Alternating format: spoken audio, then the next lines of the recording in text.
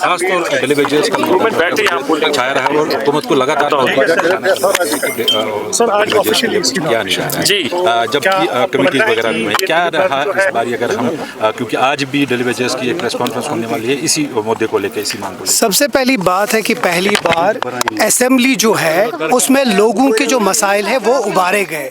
पहली बार local government अपना काम कर रही है। पहली बार लोगों के सवाल, लोगों के जवाब, लोगों के एहसासात रिफ्लेक्ट हुए असेंबली में, और पहली बार लोगों को लगा कि उनकी बात कहीं ना तो कहीं सुनी जा रही है।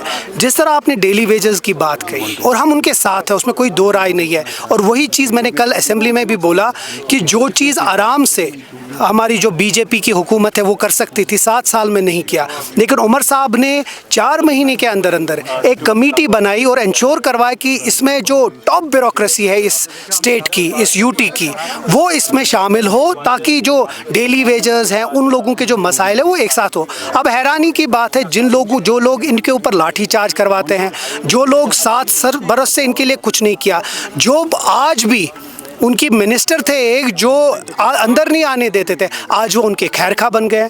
तो मुझे लगता है उनको समझना चाहिए कि सियासत कौन खेल रहा है।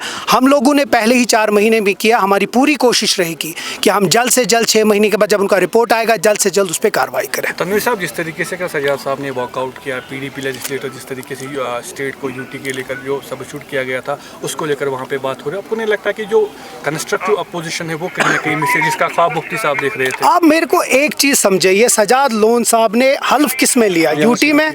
इलेक्शन उसने लड़ा यूटी में, असेंबली में आ रहे हैं वो यूटी में, लेकिन क्योंकि जो सीजीएसटी और जीएसटी का जो हमारा ज़रूरी करना था उसको थोड़ा सा तरमीम करना था, उसके लिए वो कहते हैं आप उसको यूटी। उस वर्ड से क्या होगा? हम तो कह रहे हैं हम यूटी के साथ नहीं हैं, हम तो चाहते हैं स्टेट हुड आए और जल्दी आए। हम उसके लिए जद्दोजहद कर रहे हैं और हर एक लेवल पे कर रहे हैं, चाहे वो सेंट्रल लेवल पे होगा, बैक चैनल्स हो, हम कर रहे हैं, हम कोशिश कर रहे हैं कि स्टेट हुड आ जाए। फिर ये जो चीज़ें यूटी का नामो निशान हम यहाँ से मिटा देंगे और अपनी जो स्टेट है वो वापस लाएंगे, लेकिन इसके ऊपर सियासत नहीं, प्लेइंग टू द गैलरी, जानबूझ के मीडिया के सामने ये बात करना। इस्तीफ़ा दे दे। अगर यूटी में वो एमएलए हैं, वो तो कहते हैं ना कि MLA of union territory of Jammu and Kashmir, तो ये अजीब चीज़ है, क्योंकि जब पढ़ा नहीं तो यही होगा। वो पढ़ते नहीं है, वही चीज़ वहीद परा साहब भी कर रहे हैं। यही तो प्रॉब्लम है। जिन लोगों ने हमें 2019 में जिस दहान पे लाया, चाहे 2014 में उनने ये नहीं किया होता तो शायद 2019 नहीं हुआ होता, और 2019 नहीं हुआ होता तो शायद आज हम यूटी में नहीं फंसे होते। उन्हीं के गुनाह हैं जो हम आज देख रहे हैं। बट हमारी पूरी कोशिश रहेगी जल्द से जल्द हम स्टेट हुड लाए ताकि लोगों के जो मसाइल है वो जल्द से जल्द हल हो जाए।